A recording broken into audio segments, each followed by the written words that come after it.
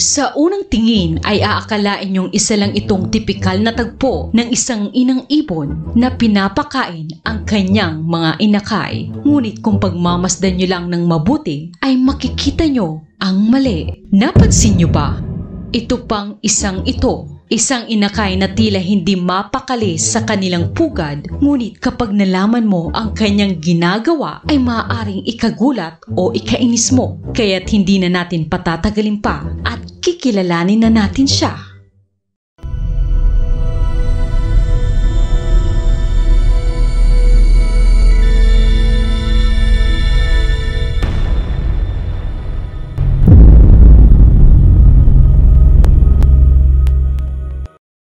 Mayroong humigit kumulang 10,000 uri ng ibon sa buong mundo. Mula sa pinakamaliit na bee hummingbird hanggang sa pinakamalaking ibon na ostrich at ang pinakamalakas na harpy eagle. Ngunit may isang uri ng ibon na kinamumuhian ng ibang ibon dahil sa kanyang kakaibang gawain. Sino itong ibon na ito at bakit siya kinaiinisan ng halos lahat ng ibon? May mga ilang hayop na hindi iniintindi ang kanilang mga anak sa oras na isinilang ito sa mundo, tulad ng mga geckos at chameleon, na basta na lang iiwan ang kanilang itlog at hindi na muling babalikan pa. Dahilan kaya madami sila kung mangitlog at para mataas ang tiyansa na may mabuhay dahil kadalasan ay kinakain na ng ibang hayop ang kanilang mga itlog bago pa man ito mapisa. May mga hayop din na handang iwan ang isang anak para sa kapakanan ng isa, tulad ng panda na madalas ay nanganganak ng 2, ngunit inaabandona niya ang isa.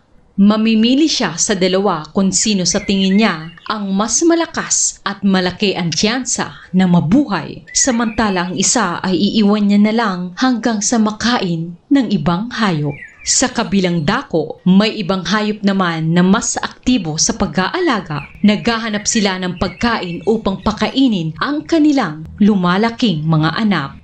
Wala din silang kapaguran sa pagbantay ng kanilang mga anak mula sa banta ng panganib. Ang mga gawaing ito ay nagpapataas ng tiyansa na lumaking maayos at malayo sa kapahamakan ang kanilang mga anak hanggang sa kaya na nito ang kanilang sarili. Ngunit kung minsan, ang pag-aalaga o pagtatanggol nila sa kanilang mga anak ay nagiging sanhipa ng kanilang kapahamakan na kung minsan ay nauuwi pa sa kamatayan. Pero ang hayop na pag-uusapan natin ngayon ay hindi na kailangang gawin ang mga yan. Ito marahil ang dahilan kung bakit kinaiinisan ang ibon na ito.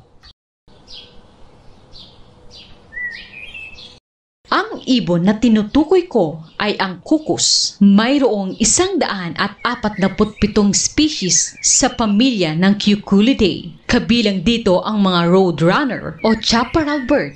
Ang kanilang mga itsura ay nag-iiba mula sa maliit na mangrove kuku ng baybayin ng Mexico at Caribbean na may asul na tuldok-tuldok sa buntot hanggang sa gira kuku ng gitna at kanlurang bahagi ng Timog Amerika. Ang mga kukus ay mas gusto ang mga tirahan na may maraming puno at malalago ang dahon. Naninirahan ang mga ito sa lahat ng panig ng mundo maliban sa Antarctica.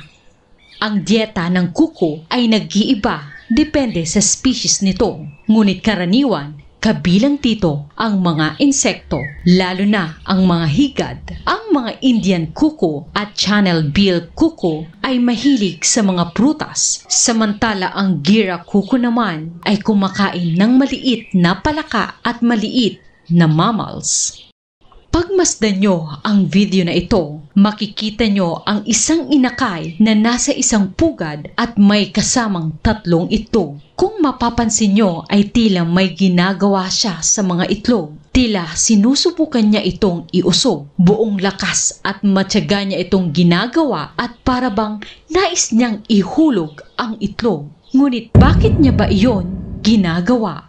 Hindi nga nagtagal ay nagawa niya nang mahulog ang itlog at ito'y diretsong bumagsak sa tubig sa ilalim ng kanilang pugad. Matapos niyang maihulog ang unang itlog ay hindi pa siya nakontento at sinimulan niya agad na ihulog ang pangalawa hanggang sa nagawa niya muling ihulog ang ikalawa na muntikan pa niyang ikahulog. Ganun pa man ay wala na siyang sinayang na oras at hinulog niya muli ang ikatlong itlog. Ngayon ay siya na lang ang mag-isa sa pugad at hindi nga nagtagal ay dumating na ang inahing ibon na may dalang pagkain. Solong-solo na ngayon nang inakay na ito ang lahat ng pagkain at atensyon. Ngunit handa ba kayo sa kanyang sekreto? Ang inakay na ito ay hindi tunay na anak. Ang tunay na mga anak ng inahing ibon ay ang tatlong itlog na hinulog sa tubig. Ang lahat ng ito ay kagagawan ng inahing kukus at ang tawag sa kanyang ginawa o estratehiya ay brood parasitism. Ang brood parasitism ay isang phenomenon o behavioral pattern ng isang hayop. Ang brood parasite kung minsan umaasa sila sa ibang hayop upang palakihin o pakainin ang kanilang mga anak. Sa madaling salita, iaasa nila sa iba. Ang estratehiyang ito ay madalas sa mga ibon, insekto at isda tulad ng kuko, catfish. Ang brood parasite, partikular ang kukus, ay hari ng panlilinlang. Maingat nilang pipiliin ang pugad at host at pag umalis ang ibon sa kanyang pugad, itatapon ng kukus ang isang itlog sa kalihim niyang ilalagay na ang kanyang itlog sa pugad ng host para ipaalaga ang kanyang mga anak. Hindi ito mapapansin ng host dahil walang nabago sa bilang ng mga itlog. At halos walang pinagkaiba ang tunay niyang itlog at itlog ng parasite. Kapag napisa na ang itlog ng kukus, ay nagiging dominante ito sa mga tunay na anak ng host. Bukod sa mas malaki ito, mas agresibo ito sa paghingi ng pagkain. Kaya nakararami ang inakay na kukus pagdating sa pagkain at atensyon. Hindi ito nahahalata ng host dahil pati ang kilos ng mga totoo niyang inakay ay ginagaya ng kukus. At sa oras naman na umalis ang inahing ibon upang maghanap ng pagkain, doon na lalabas ang totoong kulay ng kukus. Ihuhulog niya ang ibang inakay o ang mga itlog. Itong abilidad o estratehiya ng kukus ay siyang nagiging daan upang masigurado niya na patuloy siyang makakain hanggang sa kaya niya na ang kanyang sarili. Ang brood parasitism ay hindi isang one-sided na laro. Ang mga species ng host ay hindi palaging walang laban sa mga mautak na kukus. Sa paglipas ng panahon, maraming species ng host ang nakapag-develop ng mga counter strategies upang malaman at tanggihan ang mga itlog ng kuko. May mga ibon na magaling sa pagkilala sa itlog ng intruder at pag-alis nito mula sa pugad. Ito ay nagdulot ng isang evolutionary arm race sa pagitan ng mga kuko sa kanilang mga host na nagresulta sa kahangahangang mga adaptasyon sa parehong panig.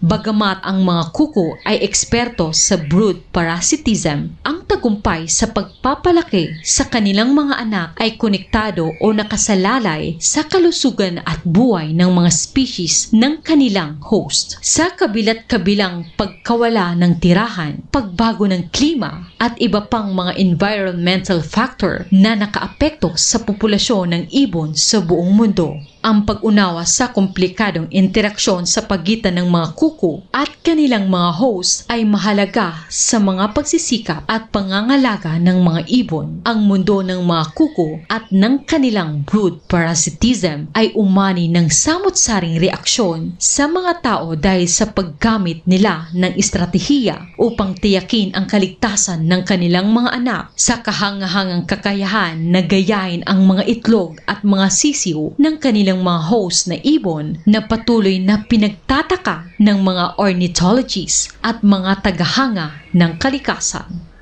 Ikaw, ano ang opinion mo sa mga kukus at ang brood parasitism?